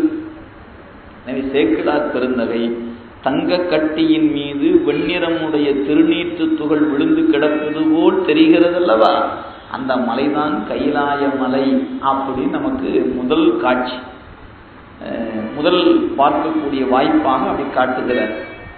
அந்த மலையில தாங்க சிவபெருமான் இருக்கிறார். சிவபெருமான் யார் தெரியுமா? தன்னை யாருக்கும் அறிவறியான். அவ்வளவு எளிதா எல்லாராலும் உணரப்படுபவன் அல்ல. அதாவது உணரவே முடியாதவன் அல்ல, எளிதில் உணரக்கூடியவன் அல்ல. அதாவது திருவாசகத்துல கூவின பூங்குயில், கூவின கோழி, குருகுகள் இயம்பின சங்கம், ஓவின தாரகை ஒளி ஒளி உதயத்து ஒருப்படுகின்றது விருப்பொடு நமக்கு, யாவரும் அறிவறியாய் எமக்கடியாயினர். யாவரும் அறிவறியாய், மற்றவங்களுக்கெல்லாம் அறிவதற்கு அரியவனாக நிற்கிறான், அவ்வளவு சீக்கிரம் கிடைக்க மாட்டேங்கிறான். ஆனா மணிவாசகர் சொல்றார், எனக்கு அப்படி இல்லைங்க, நான் நினைச்சா நிற்கிறானே, எனக்கு எளியாய். ஆக மற்றவருக்கு அரியவன், தனக்கு எளியவன்னர். ஆக இறைவன் எளிதில் அனைவருக்கும் கிடைப்பவன் அல்ல. எளிதில் கிடைக்குமானால் அரிது என்பதற்கு வேலை இல்லாம போயிடும். அதனால அவன் அருமைப்பாடு உடையவன். அதுதான் அருமையில் எளிய அழகே போற்றி. அருமைப்பாடும் உண்டு, எளிமையும் உண்டு. அருமைப்பாடு யாருக்கு? தன்னை உணராதவருக்கு அருமைப்பாடு உடையவன், தன்னை உணர்ந்த தொண்டருக்கு எளிவந்த பிரான். தன்னை யாவருக்கும் எளிவந்த பிரானாக இருப்போம் நம்முடைய பெருமான். அன்பு செலுத்துபவருக்கு இறைவன் எளியவன். அன்பை தவிர்த்து வேற எந்த வகையிலும் அவனை அடையவோ உணரவோ இயலாது. அதனால எளியவன் என்றும் அரியவன் என்று ரெண்டு தன்மை அவனிடத்துல உண்டு. தன்னை யாருக்கும் அறிவறியான், அப்படிப்பட்ட தன்னிகரற்ற தலைவன், அப்படி ஒப்புமை இல்லாத தலைவன் என்றும் நிலைத்து வாழ்வது திருக்கையிலை மலை. தன்னை யாருக்கும் அறிவறியான் என்றும் மன்னி வாழ். மன்னுதல் அப்படின்னா நிலை பெறுதல் என்று பேருங்க. மன்னுகத்தில்லை வளர்கனம் பக்தர்கள் என்று நம்ம பல்லாண்டு படிப்போம். மன்னுதல் என்றால் நிலை பெறுதல் என்று பெயர். மன்னி வாழ், அந்த பாருங்க, மன்னி வாழ் அப்படின்றது வாழ்க்கையிலை. அப்ப வாழ்க்கையிலை என்பது வினைத்தொகை. முக்காலத்தையும் குறிக்கும். எனவே பெருமான் நேற்றும் அந்த கையிலையில இருந்தார், இன்றும் இருக்கின்றார், நாளையும் இருப்பார். வாழ்க்கையிலை வாழ்கின்ற, வாழ்ந்த, வாழும் அப்படிங்கிற வினைத்தொகையாக இருப்பதனால வாழ்க்கையிலை அப்படின்னு குறிப்பிடுகிறார். எனவே தன்னுக்கு நிகரில்லாதிருக்கக்கூடிய ஒரு தலைவன் என்றும் நிலை பெற்றிருக்கின்ற மலை திருக்கைலாய மலை அப்படின்னு சொல்றார். எனவே மன்னிவாழ் கைலை திரு மாமலை என்று நமக்கு முதல் காட்சியாக அந்த கைலாய மலையை காட்டினார். நீங்க கைலாயம் சென்றவர்களுக்கு தெரியும், சூரிய உதயமாவதற்கு சிறிது நேரத்துக்கு முன்பாக அந்த மலை பொன்னிறத்துல காட்சி தரும். சூரியன் உதயமாகி வந்து விட்டால் சில மணி நேரத்துக்குள் அந்த காட்சி மாறிவிடுங்க. அப்புறம் வெண்மை நிறமாத்தான் மலை தெரியுது. இப்ப நமக்கு முதல்ல அதிகாலை வேளையில சேக்கிழார் பெருமான் முதல்ல கைலை காட்சியின் பொன்னிறத்தை காட்டினார். இப்ப அப்படியே கொஞ்சம் நேரம் ஆச்சு. அப்படியே நேரம் ஆனவுடனே என்ன ஆகி போச்சு அப்படின்னு கேட்டா, இப்ப நாம பார்ப்பது வெண்மை நிறமுடைய கைலாயம். ஏன், அது அந்த வடக்கு முகம்னு ஒண்ணு உண்டு. அங்க போனா தாங்க அந்த பொன்னார் மேனி என்கிற காட்சியை காணலாம். வேறு முகத்துல பார்த்தா தெரியாது. ஏன், நீங்க வடக்கு முகத்துல நின்றால்தான் சூரியன் உதயமாகி வருகிற அந்த அதிகாலை வேளையில அந்த கதிர்கள் மலையில பட்டு பொன்னிறமாக காட்சியை காண முடியும். அதனால வடக்கு முக தரிசனம் முதல் நாள் இரவே போய் தங்கி காலையில நேரமே எழுந்து காத்துக்கிட்டே நிற்பாங்க. பொன்னார் மேனியினை காணணும். லேசா மேகம் மறைச்சிருச்சுன்னா நமக்கு அவ்வளவுதான் யோகம்னு கீழே இறங்கி வந்துட வேண்டியதுதான். இது இன்னைக்கும் நடந்து கொண்டு இருக்கிற ஒன்று. நீங்க அந்த புண்ணியம் செய்திருந்தா அந்த கோலத்தை பார்க்கலாம், இல்லைன்னா கையிலேயே பார்த்த வரைக்கும் புண்ணியம்னு கீழே இறங்கிடலாம். இதுதான் இன்றும் இருக்கக்கூடிய ஒன்று. ஆக இப்ப அந்த பொன்னார் மேனியனாகிய காட்சியை காட்டிய சேக்கிழார் பெருமான் கொஞ்சம் நேரம் ஆச்சு. இப்ப வெள்ளவலேன்னு இருக்குது. எப்படி இருக்குதுன்னா, அண்ணல் விற்றிருக்க பெற்றது ஆதலின் நன்னும் மூன்று உலகும் நான் மறையும், நன்னும் மூன்று உலகும் நான் மறைகளும் எண்ணில் மாதவம் செய்ய வந்து எய்திய புண்ணியம் திரண்டு உள்ளது போல்வது. இந்த கைலாய மலை எங்களுடைய பெருமான் வீற்றிருக்கின்ற மலை. அண்ணல் வீற்றிருக்க பெற்றது ஆதலின், சிவபெருமான் நிலைத்து வீற்றிருக்கின்ற மலை. அண்ணல் அப்படின்னா பெருமை உடையவர் பெருமை. அண்ணல் காந்தி அப்படின்னு சொல்லுவாங்க. அண்ணல்னா பெருமை உடையவர். பெருமை நம் பெருமான் தான் பெருமை உடையவர். அதனால அண்ணல் வீற்றிருக்க பெற்றது ஆதலின் நன்னும் மூன்று உலகம், வானுலகம், மண்ணுலகம், கீழே இருக்கிற உலகம், நரக உலகம்னு பேர். இந்த மூன்று உலகத்தில் இருக்கக்கூடிய உயிர்களும் நான் மறைகளும், நான் மறை என்று சொல்லக்கூடிய மறைகளும் எண்ணில் மாதவம் செய்ய, மூன்று உலகத்தில் இருக்கக்கூடிய உயிர்கள் தவம் செய்தன, நான் மறை தவம் செய்தது. எனவே எண்ணில் மாதவம், எவ்வளவு காலம்னா கணக்கு சொல்ல முடியாது. இப்படி பல காலம் தவம் செய்ததன் பயனாக வந்து தோன்றியதுதான் திருக்கையிலை மலை என்கிற மலை. அதை எப்படி சொல்லலாம் அப்படின்னு கேட்டா, இந்த புண்ணியம் புண்ணியம்னு சொல்லியிருக்கிறாங்களே, யாராவது புண்ணியத்தை பார்த்துருக்கிறீங்களா? புண்ணியத்தை பார்த்ததே இல்லைங்க.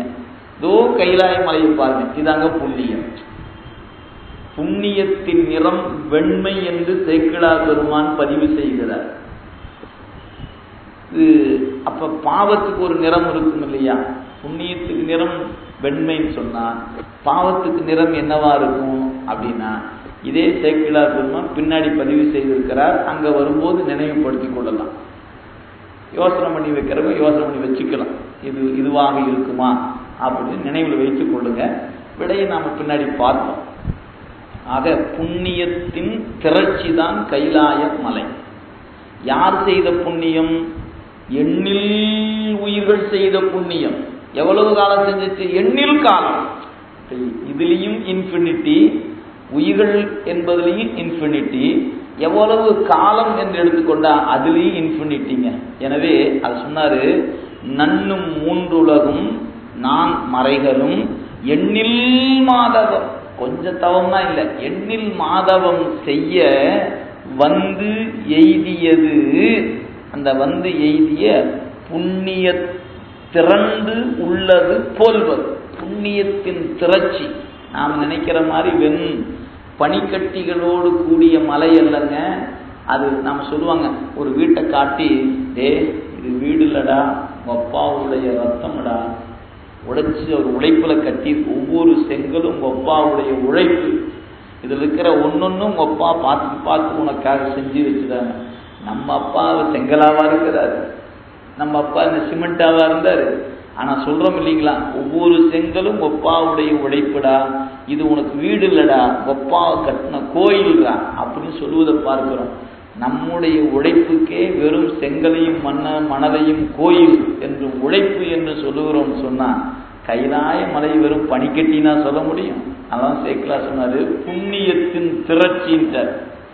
புண்ணியத்தை நீங்கள் யாரும் பார்க்க முடியாது, பார்க்க வேண்டும் என்று கருதினால் கைலாய மலையை போய் பாருங்க, அதுதான் புண்ணியத்தின் திரட்சின்றார். முதல் பாட்டுல தன்னை யாவர்க்கும் அறிவறியான் என்று இறைவனை சொன்னார். இரண்டாவது பாட்டுல அண்ணல் என்று குறித்திருக்கிறார்.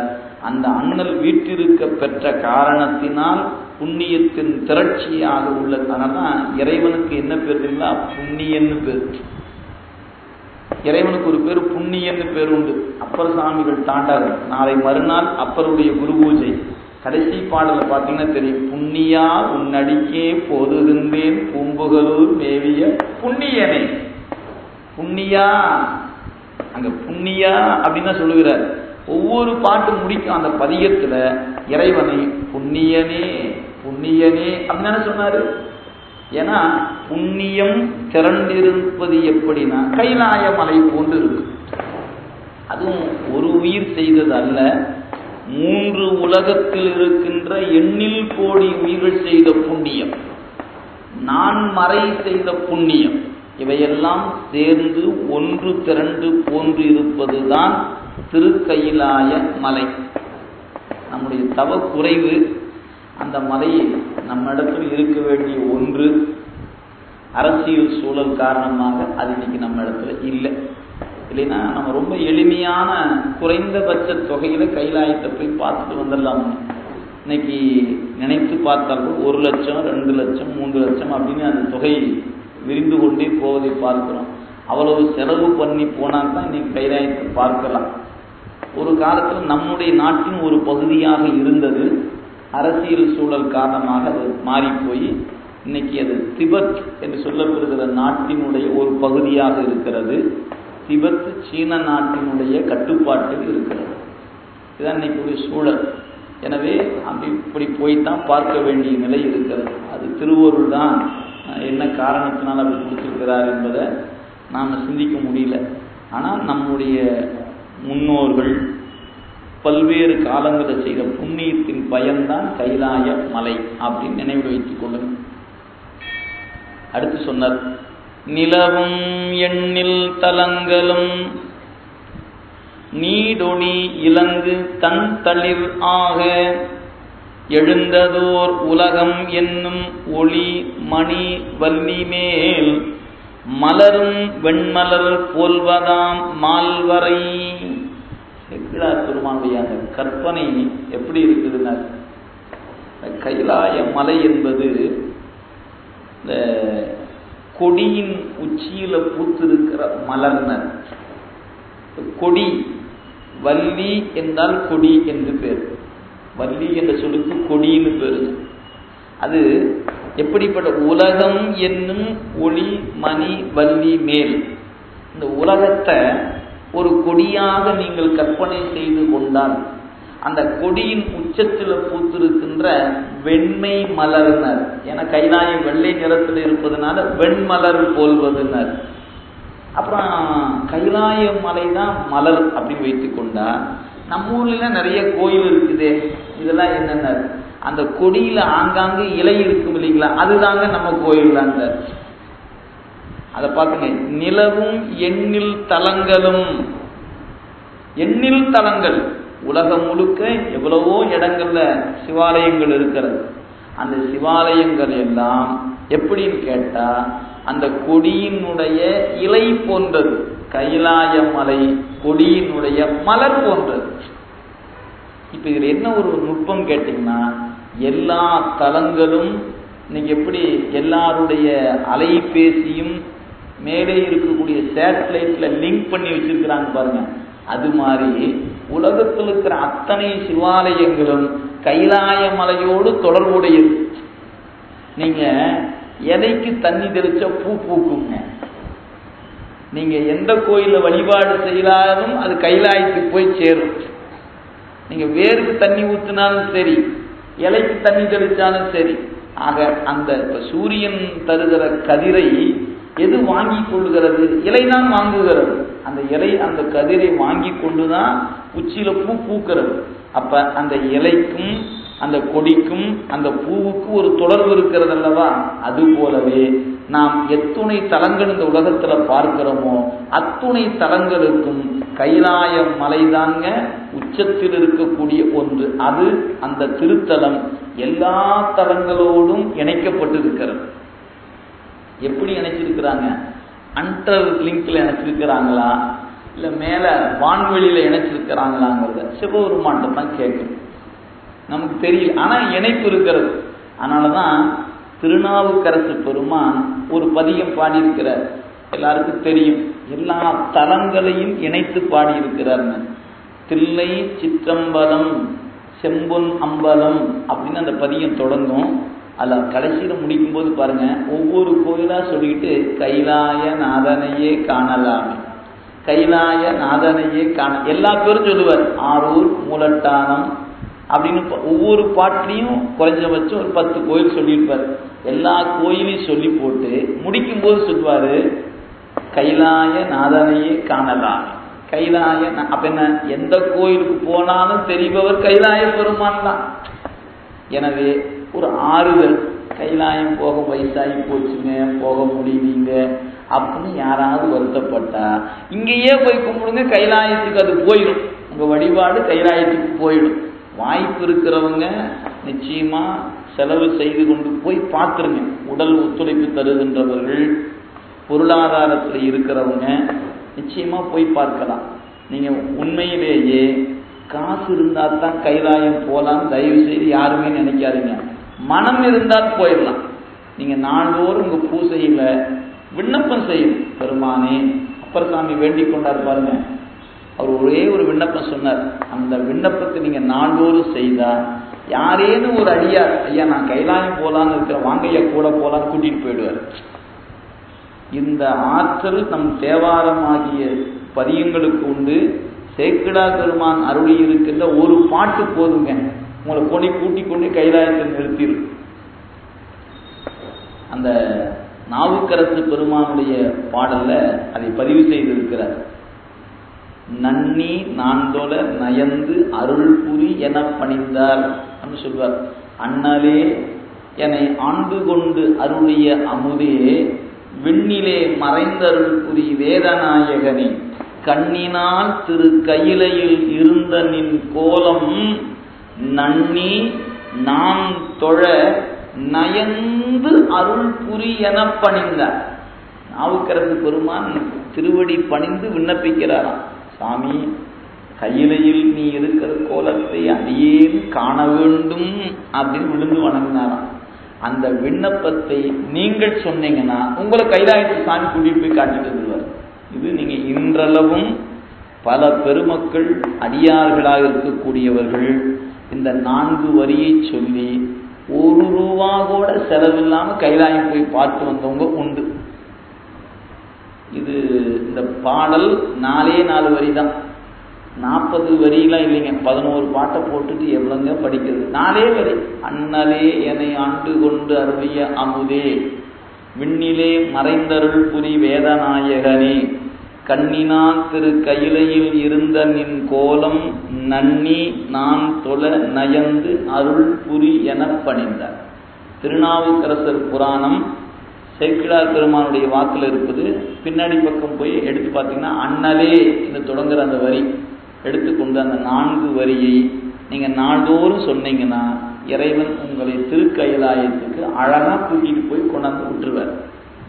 அனுபவத்தில் பார்த்து கொள்ளுங்க. எனவே புண்ணியம் திரண்டு போன்று உள்ளது திருக்கையிலை மாமலை, எண்ணில் ஆலயங்களும் இலைகளாக, சிவாலயமாக அந்த அனைத்து ஆலயங்களும் இலைகளாக நிற்க, அந்த கொடியின் உச்சத்தில் பூத்த வெண்மலராக இருப்பது திருக்கைலாய மலைத்தர்.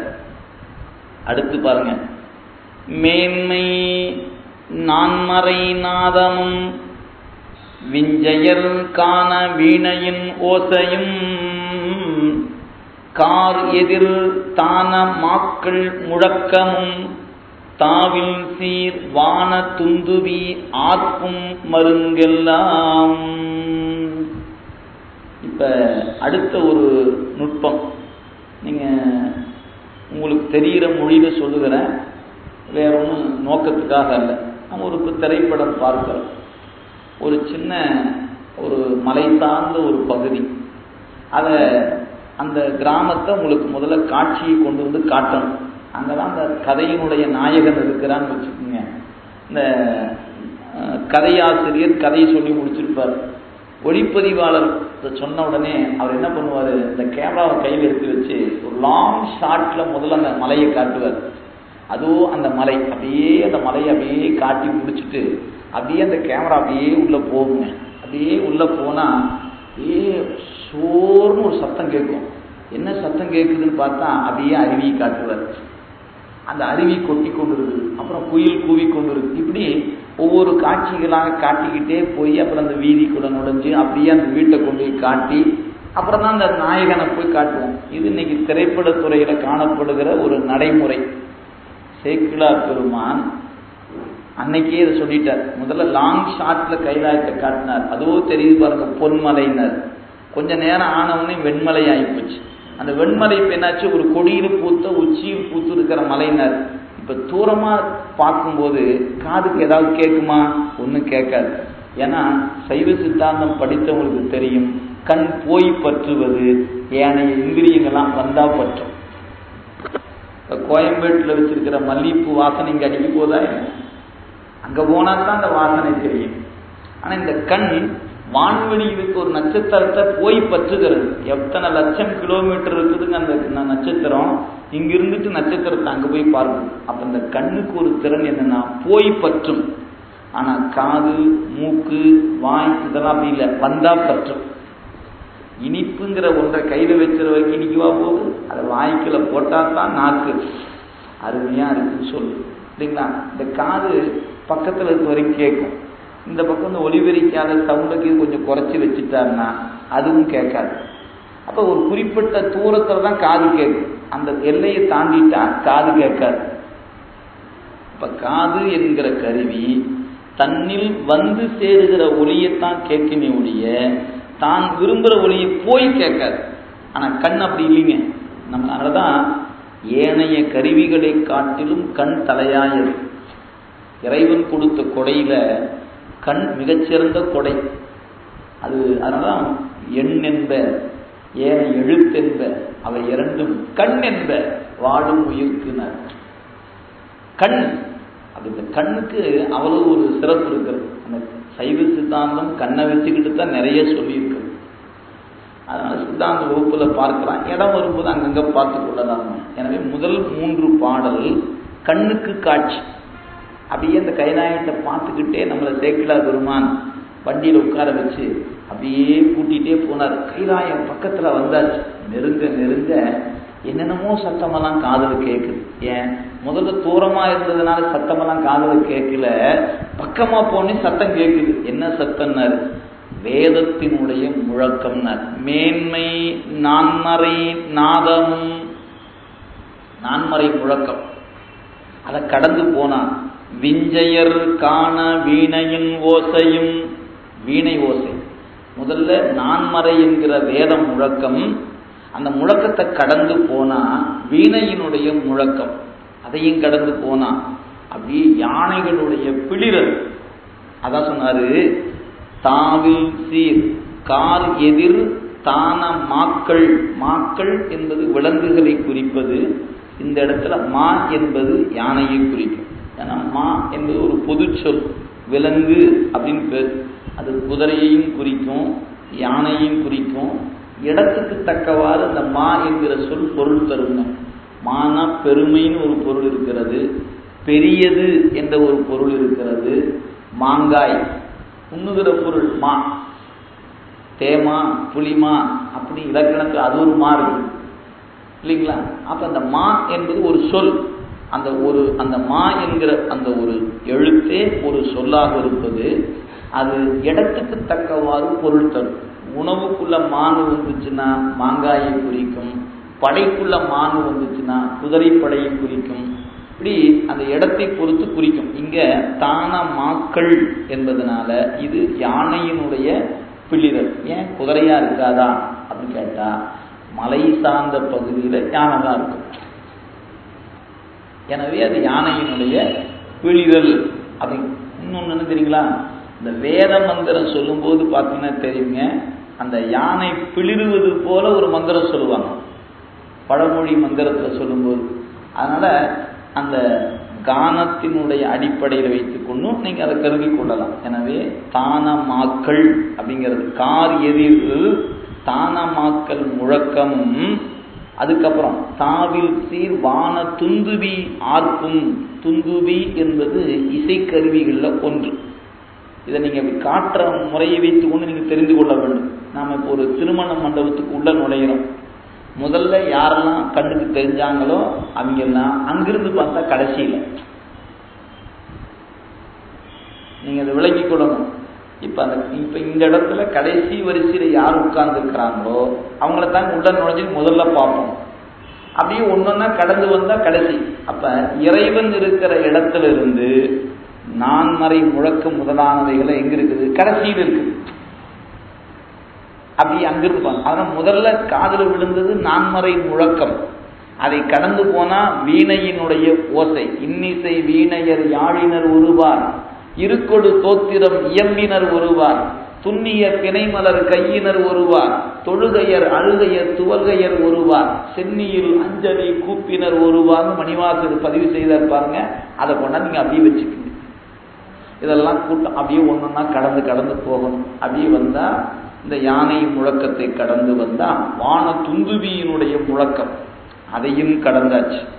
அப்படியே போனா யாரு நிக்கிறாங்க? பனி விசும்பில் அமரர் பணிந்து, பனி விசும்பில் அமரர் பணிந்து சூழ் அணித கோடி அணிமுடி மாலையும், புனித கற்பக பொன்னரி மாலையும், முனிவர் அஞ்சலி மாலையும் முன்னெல்லாம்.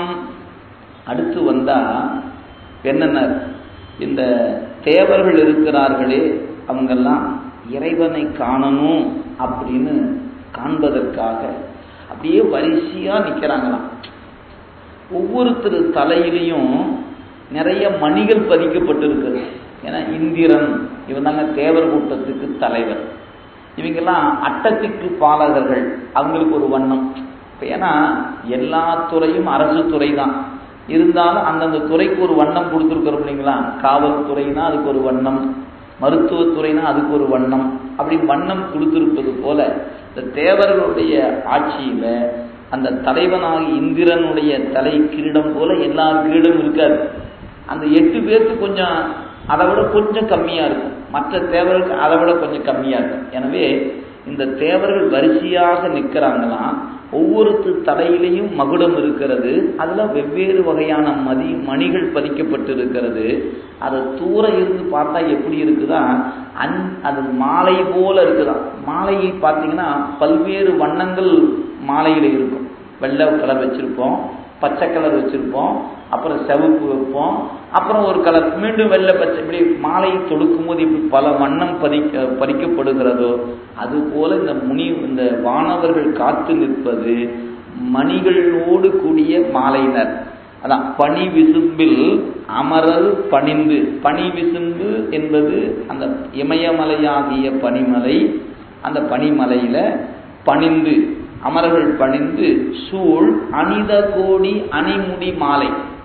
அனித கோடி, அநேகமான கோடிங்கிற பாருங்க, அநேக கோடி, அதான் அனித கோடி. அணி முடி மாலை, அவங்க தலையில சூட்டி இருக்கின்ற மகுடம் என்று சொல்லக்கூடிய முடி மாலை, இது வரிசையா நிக்கிறாங்க. ஏன் 30 முக்கோடி தேவர்னு சொல்றோம் இல்லைங்களா, மூவரும் 33 மற்றொழிந்த தேவரும் காணா சிவபெருமா. எனவே அந்த 30 முக்கோடி தேவர்கள் வரிசையா நிற்கிறாங்க. அப்ப லைன் எவ்வளோ நீண்டு இருக்குன்னு பார்த்துக்குங்க. அத்தனை வரிசையும் கடந்து சேக்கிழார் பெருமான் நம்மளை கூட்டிட்டு போறாரு. அவர் மட்டும் கூட்டிட்டு போலினா நாம வெளியவே நின்றுக்க வேண்டியதுதான். இப்ப அவர் கூட்டிட்டு போறதுனால நமக்கு என்னன்னு கேட்டீங்கன்னா, விஐபி பாஸ். சிதம்பரம் குடமுழுக்கு போனவங்களுக்கு தெரியும், எல்லாம் வெளியே நிற்பாங்க. யாராவது அங்கே தெற்கு வாசல் நின்னாங்க, கிழக்கு வாசல் நின்னாங்க, மேற்கு வாசல் நின்னாங்க. நமக்கு பார்த்து கூட்டிக்கிட்டு அப்படியே வேகமாக சார் வணக்கம் சார் வணக்கம் சார் அப்படி எல்லாம் சல்யூட் அடிக்க அப்படியே உள்ள போய் என்ன எப்படி இருக்கும் அப்படிதான் சேக்கிழார் நம்ம கூட்டிட்டு போறார்.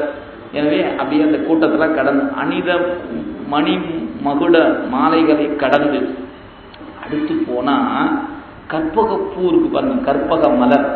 அந்த மலரை கையில வச்சுக்கிட்டு ஒரு கூட்டம் நிக்குதுங்க. புனித கற்பக பொன் அரி மாலை, மணி மகுடமாகிய மாலை, அது தலையில் இருக்குது.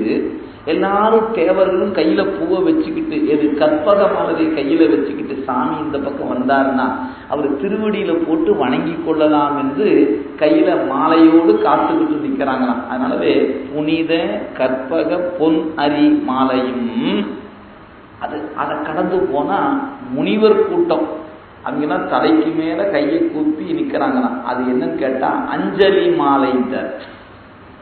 ஆக முனிவர் அஞ்சலி மாலையும் முன் எல்லாம் கைலாய மலைக்கூட நுழைந்து சாமியை பார்க்கலான்னு போகும்போது இத்தனை காட்சிங்க.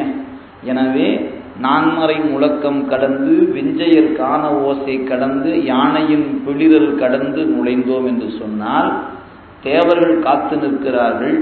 அவங்க மணி மகுடம் ஒரு மாலை போல காணப்படுகிறது. கையில பொன்னரி மாலையாகிய கற்பக மலர் இருக்கிறது. அதை கடந்து சென்றால் முனிவர்கள் அஞ்சலி மாலையோடு காத்து கொண்டிருக்கிறார்கள். அதையும் கடந்து போன என்னன்னா, நீடு தேவர் நிலைகளும் வேண்டி, நீடு தேவர் நிலைகளும் வேண்டிடின் நாடும் ஐம்பெரும் பூதமும் நாட்டுவ கோடி கோடி குறச்சிறு பூதங்கள் பாடி ஆடும் பறப்பது பாங்கெல்லாம். அதை கடந்து போனா குறட்பூதங்கள் அப்படி பெருங்க, அதாவது உயரம் குறைவாக நிற்கக்கூடிய பூத கணங்கள். அந்த பூத கணங்கள் எல்லாம் ஆடி பாடிக்கிட்டு கிடக்குதுங்களாம். எத்தனை பூதம், கோடி கோடி குறட்பூதங்கள். என்னங்க ஒன்னா ரெண்டா எண்ணி சொல்வதுக்கு, தேவர் கூட 30 முக்கோடி தேவர்னு ஏதாவது ஒரு கணக்கு சொல்றாங்க. இந்த பூத கணங்கள்லாம் எண்ணிக்கையே கிடையாதுலாம். அந்த மலைப்பகுதியில இந்த 5 பூதங்களையும் நிலைப்படுத்துகின்ற ஆற்றலுடைய பூதங்கள், சாதாரண பூதம் அல்ல அது. ஏன்னா நாட்டும் ஐம்பெரும் பூதமும் நாட்டுவ.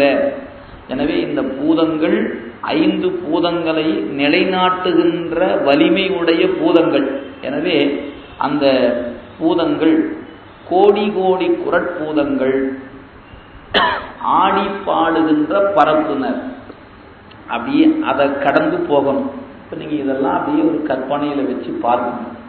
கொஞ்சம் சிரமமாக இருக்குதுயா அப்படின்னு யாராவது நினைச்சிங்கன்னா அவங்களுக்காக ஒரு டிப்ஸ் என்னன்னு கேட்டிங்கன்னா, நம்ம திருவிளையாடல் அப்படின்னு பழைய படம் ஏபி நாகராஜன் ஒரு படம் எடுத்தார். அந்த படம் தொடங்கும் போது பார்த்தீங்கன்னா தெரியும். அந்த நீங்கள் படத்தை சிடி போட்டிங்கன்னா முதல்ல கைலாயத்தை ஓம் நம சிவாய அப்படின்னு முதல்ல மந்திரம் சொல்ற மாதிரி இருக்கும். அப்புறம் அப்படியே உள்ள நுழைஞ்சின்னு வச்சுக்குவேன், அந்த டம் டம் டம் டம் டம் அப்படின்னு தட்டி கிடப்பாங்க. அப்புறம் போனால் பூதங்கள்லாம் அப்படியே ஆடிக்கொண்டு இருக்கும். அப்படியே உள்ள நுழைஞ்சு ஒரு 5 நிமிஷம் அந்த காட்சியவே காட்டுவாங்க. அந்த சங்கு ஒளி முழங்கும், அப்படியே துந்துவி முழக்கம் இருக்கும், பூத கணங்கள் ஆடி பாடிக்கிட்டு கிடக்குங்க. இதெல்லாம் கடந்து நுழைஞ்சோம்னா அப்படியே போனால் பெருமானும் பெருமாட்டியும் அமர்ந்திருப்பது போல. ஏபி நாகராஜன் பெரிய புராணத்தை படிச்சிருப்பார் போல இருக்குது. இல்லைன்னா யாராவது படிச்சவங்க அவர்கிட்ட கைலாயம் இப்படித்தான் இருக்குன்னு சொல்லி இருக்கணும். இல்லைன்னா அந்த காட்சியை இப்படி கொண்டு வந்து நிறுத்திருக்க முடியாது. இப்ப நம்ம படிச்ச பாட்டை பக்கத்துல வச்சுக்கிட்டு அந்த சிடி போட்டு பார்த்தீங்கன்னா அப்படியே இருக்குங்க. வாய்ப்பு இருக்கிறவங்க பார்த்துக்குங்க ஆச்சுங்களா. நாம் இங்க வந்துருவோம், அங்க போகணும். இது உணர்ந்துவதற்காக. இது திரைத்துறையில அவ்வளவு தூரம் அந்த காட்சியை பதிவு செய்திருக்கிறாங்க, அதுக்காகத்தான், வேற ஒன்றும் இல்லை. எனவே இந்த பூத கணங்கள் இருக்கிற இடத்தெல்லாம் கடந்து போறோம். போனா அங்க ஒருத்தர் நின்றுட்டு இருக்கிறாருங்க. யாரு சார் இவரு அப்படின்னு கேட்ட, எப்பா உங்களுக்கு பார்த்தா தெரியல, இவரு தான் பிரம்மா. இவரு ஏங்க இங்க நின்றுட்டு இருக்கிறாருங்க?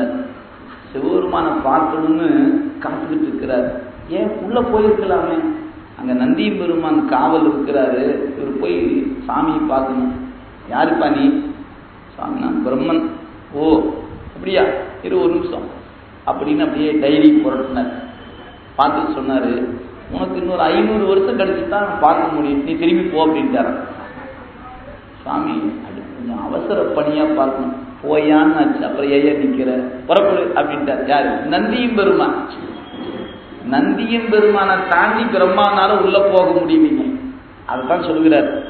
நாயகன் கடல் சேவிக்க நான்முகன் மேய காலம் அலாமையின், மேய காலம் அலாமையின் மீண்டவன் தூய மால்வரை சோதியில் மூழ்கி, தூய மால்வரை சோதியில் மூழ்கி ஒன்றாய அன்னமும் காணாது அயர்க்குமால். இவர் என்ன பண்ணாரு? பிரம்மா சிவபெருமான பார்க்கணும் அப்படின்னு வந்தார். இந்த கூட்டத்தெல்லாம் தாண்டிட்டார். ஏன்னா இவங்கெல்லாம் பிரம்மா பார்த்து, ஐயா வணக்கம் வணக்கம், நீங்க போங்க நீங்க போங்கட்டாங்க.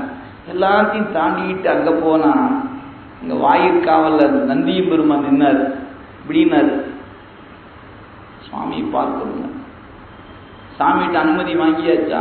இல்ல, கேட்டு அனுமதி கேட்கலான்னு வந்திருக்கிற கண்ணர். இப்பெல்லாம் பார்க்க முடியாது, நீ போலாம் அப்படின்ட்ட. இல்லை அவசியம் பார்க்க, நீ போ, சாமிகிட்ட நான் சொல்றேன், அவர் உன்னை வர சொன்னான்னா உன்னை அனுமதிக்கிற, நீ திரும்பி போ அப்படின்ட்ட. இந்த போனவர் என்ன பண்ணாரு? அப்படியே இவருடைய வாகனம் அன்னப்பறவை. இந்த பறவை மேல உட்கார்ந்துட்டு அங்க போக முடியும். நீங்க பெரிய பெரிய திருமணத்துல போனீங்க, பார்க்கிங் பிளேஸ் வச்சிருப்பாங்க. 2 வீலர் இங்க நிறுத்தலாம், 4 வீலர் இங்க நிறுத்தலாம்னு வச்சிருப்பாங்க. அது மட்டும் இல்லைங்க, அதை விட பெரிய கல்யாணத்துல போனீங்கன்னா விஐபி அப்படின்னு போட்டு அவங்க கார் மட்டும்தான் அங்க நிறுத்தணும், எல்லா காரும் அங்க நிறுத்தக்கூடாது. அந்த மாதிரிலாம் இருக்கும் இல்லைங்களா? இது கைலாயத்திலேயே அப்படி இருக்க மாட்டேங்குதுங்க. அதனால இவர் என்ன பண்ணாரு? இவர் போன உடனே தன்னுடைய அன்னப்பறவையாகிய வாகனத்தை பார்க்கிங் பிளேஸ்ல விட்டுட்டு சிவபெருமானம் காணலான்னு போனார். நந்தியும் பெருமானம் உடலை நின்று பார்த்தாரு, ஒன்றும் வேலையாகல. சரி உத்தரவு, சாமி கூப்பிட்டாருன்னா சொல்லுங்க நான் வந்துடுறேன் அப்படின்னு திரும்பி வந்தார். வந்து பார்த்தவருக்கு காரை காணோம். ஏன் எங்க இருக்கவே தெரியலீங்களா? ஏன்னு கேட்டா, மலை வெள்ளை நிறம் உடையது, அன்னப்பறவையும் வெள்ளை நிறம் உடையது. எனவே எங்க விட்டுன்னு தெரியாம மயங்கி நிற்கிறாராம். சேக்கிலார் பதிவு செய்திருக்கிறாருங்க, நான் சொல்லல, பாட்டு அப்படியே பார்த்து கொள்ளுங்க. நாயகன் கடல் சேவிக்க, அருமையான சொல்லுங்க, சேவித்தல். நாம் இன்னைக்கு இது சொல்ல பயன்படுத்துவதே இல்லை. ஆனா வைணவத்தில் இருப்பவர்கள் இந்த சொல்ல இன்னைக்கும் பயன்படுத்துறாங்க. பாசுரம் சேவித்தல் பேர். நாம தேவாரம் பாடுதல், இசைப்பது பாடுவது அப்படின்னு சொல்லுகிறோம். அவங்க என்ன தெரியுமா சொல்லுவாங்க? திருப்பாசுரம் சேவித்தல். ஒரு பாசுரத்தை இறைவன் முன்பு பாடுவது வழிபாடுன்னு பேருங்க. ஆனா பாசுரம் சேவித்தல்னே பேரு. நமக்கு சைவத்தை விட வைணவத்துல அந்த திரு பாசுரங்கள் மீது அவங்களுக்கு அதிக பற்று உண்டு. சிவாலயங்கள்ல தேவாரம் ஓதாமல் கூட பூசை நடக்கும், வழிபாடு நடக்கும், சிறப்பு வழிபாடுகள் நடக்கலாம். ஆனால் பெருமாள் கோயில பார்த்தீங்கன்னா பாசுரம் சொன்னாம பூசை முடிக்க மாட்டாங்க. அந்த பூசை பண்ணுகிற பட்டாச்சாரியர் பாசுரம் சொல்லி முடிச்சுட்டு அடியேன் தாசன் அப்படின்னு ஆழ்வார் பாசுரம் சொல்லாம பெருமாள் கோயில வழிபாடு இல்லைங்க. இது இன்னைக்கும் நீங்க பார்க்கலாம். சைவத்தில் இருக்கக்கூடிய சிவாச்சாரியார்கள் தான் தேவாரம் படிப்பதை கொஞ்சம் கீழே குறைவான தகுதின்னு நினைக்கிறாங்க. ஆனா வைணவத்துல பார்த்தீங்கன்னா முழுமையாக அவங்க பூசையில வழிபாடு முடிக்கும் போது நான்மறை சொல்லுகின்றவர்கள் பாசுரம் சேவிக்காமல் பூசையை முடிக்க மாட்டாங்க. இன்னைக்கும் நீங்க பார்க்கலாம். அது எவ்வளவு பெரிய கோயிலா இருந்தாலும் நீங்க பார்க்கலாம். அதனால இங்க வந்தவர், இங்க வந்தார், எங்க பெருமானை காண வந்தவர் உள்ள போனாரு, திரும்பி வந்தாரு. வந்து பார்க்கும்போது காணலைங்க. நாயகன் கடல் சேவிக்க நான்முகன் மேய காலம், உரிய காலம் இல்லாத காரணத்தினால் மேய காலம் அலாமையின் மீண்டவன் திரும்பி வந்துட்டார். வந்து பார்த்தா தூய மால்வரை சோதியில் வெள்ளவெளேன்னு காணப்படுகிற அந்த பனிமலையில அந்த வெண்மை நிறத்துல மூழ்கி, இந்த பறவை எங்க இருக்குன்னே தெரியலையாம். அதனால மூழ்கி ஒன்றாய அன்னமும் காணாது அயற்குமால், எங்கயா வண்டி காணாம், நம்ம வந்த வாகனத்தை காணலையே என்று சொல்லி பிரம்மா மயங்கி நிற்கிறாராம். அப்படிப்பட்ட மலை கைலாய மலை அப்படின்னார். அடுத்த பாட்டு, இவரு தான் அப்படி நிற்கிறாருன்னா அடுத்து வந்தவனும் அப்படித்தான் நிற்கிறார். எப்படின்னு பாருங்க. காவில் வெண்குழையோன் கடல் தொழ நெடியோன் காலம் பார்த்திருந்தும் அறியான் சோதிவன் கையிலை தாழ்வரை முழையும் துதிக்கையோன் ஊர்தியை கண்டு மீது எழு பண்டை செஞ்சுடர் இந்து வெண்சுடர் ஆனது என்று அதன் கீழ் ஆதி ஏனமதாய் இடக்கலுற்றான் என்று அதனை வந்து அணை தரும் கழுலும். அடுத்து சொன்னாரு, இது ஒரு காட்சி வேறையா சொல்லார். இப்ப பிரம்மா போனாரு, காலம் இல்லாதனால திரும்பி வரார். அதே மாதிரி திருமால் போனாராம், அவருக்கும் கால் சீட் இல்லை, திரும்பினார் அவரும். காதில் வெண்குழையோன் கடல் தொழ, திருமாலுக்கு நெடியோன் ஒரு பேர் உண்டுங்க. நெடியோன் காலம் பார்த்திருந்தும் அறியான், பார்த்திடலாம் அப்படின்னு காத்து கொண்டு இருந்தார், இன்னும் பார்க்க முடியல. இவர் அங்க பெருமான காணலான்னு காத்துக்கிட்டு இருக்கிறாராம். இவர் வந்த வாகனம் இருக்குது பாருங்க, அதுதான் கருடன் என்கிற வாகனம். அதான் கழுலுன் அப்படின்னு கொடுத்துருக்கிறார். அந்த வாகனம் என்ன பண்ணுச்சு, அந்த மலையில ஓரமா இருந்துச்சு. அப்ப விநாயகர் பெருமானுடைய வாகனம் இருக்கு பாருங்க, எலி, அது அப்படியே விளையாடிக்கிட்டே வந்துச்சு. வந்தோடனே ஒரு மலையை, அந்த கைலாய மலையில ஒரு இடத்துல என்ன பண்ணுச்சு, இப்படி குடைந்துக்கிட்டு உள்ள போச்சுங்களாம். இதை அந்த கருடன் பார்த்துதான் என்ன நினைச்சுக்கிட்டான், அட நம்ம தலைவர் ஒரு நாள் சிவபெருமான் அப்படியே சோதி புலம்பா நின்ற பொழுது பன்றி வடிவம் எடுத்துக்கிட்டு கீழே தேடி போனார். அதே மாதிரி இன்னைக்கு அந்த செஞ்சுடர் இன்று வெண்சுடர் ஆன காரணத்தினால இவர் பன்றி வடிவத்துக்கு பதிலா இந்த எலி வடிவம் எடுத்துக்கிட்டு உள்ள தேடி போவார் போல இருக்குது. பிரம்மா வாகனத்தை தேடி காணாம மயங்கி நிற்கிற மாதிரி நம்ம தலைவர் நின்றுட வேண்டாம், நாம போய் அங்க நின்னுக்கலான்னு இந்த பறவை அங்க வந்து நின்றுச்சான்.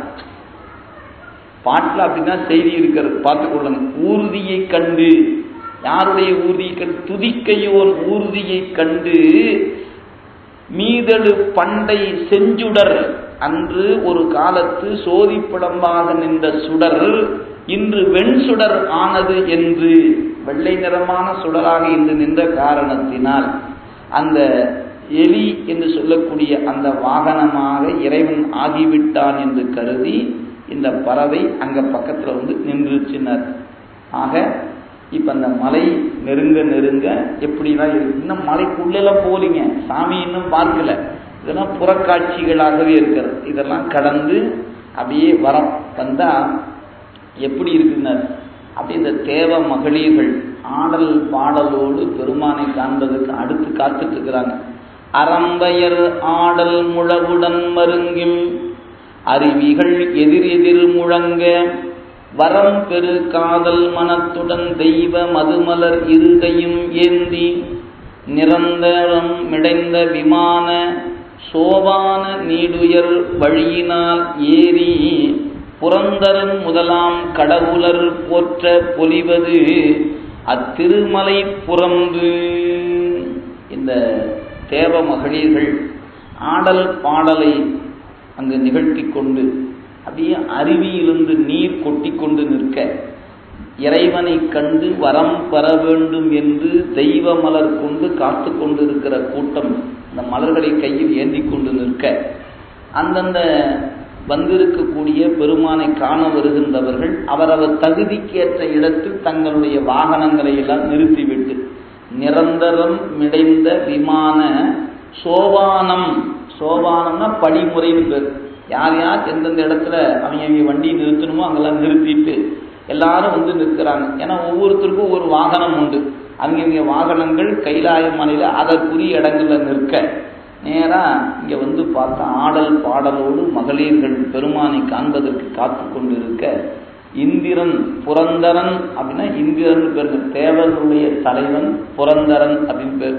அந்த இந்திரன் முதலான கடவுளர் போற்ற திருமால், பிரமன், இந்திரன், தேவர்கள், முனிவர்கள், பூதகணங்கள், அரம்பையர் முதலானவர்கள் எல்லாம் பெருமானை காண்பதற்காக காத்திருப்பதும் ஆடி பாடிக்கொண்டு மகிழ்ந்திருப்பதுமாகிய இடம் எல்லாமே கைலையினுடைய வெளிப்பகுதி தான்.